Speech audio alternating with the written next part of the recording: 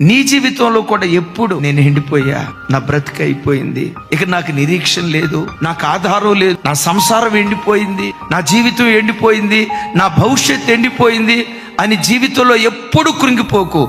ఈ దేవుడు ఎవరో తెలుసా? ఎండిన చెట్టును, మోడుబారిన చెట్టును పచ్చని చెట్టుగా మార్చగలిగిన శక్తివంతుడైన దేవుడు. అయితే కొన్నిసార్లు నీ పరిస్థితి షండునులాగా ఎండిపోయినట్లుగా కనపడొచ్చు. నీవేం చేయాలో తెలుసా? పాత నిబంధనలో ఆ షండులు విశ్రాంతి దినాన్ని ఆచరించేవాళ్ళు. ఈ క్రొత్త నిబంధన కాలంలో ప్రతి క్రైస్తవుడు పునరుద్ధానపు దినాన్ని ఆచరించాలి. తీర్మానం చేసుకో. దేవా, నిన్ను చేరే ఆ రోజు వరకు ఒక్క పునరుద్ధానపు ఆరాధన కూడా నేను పోగొట్టుకోకూడదయ్యా.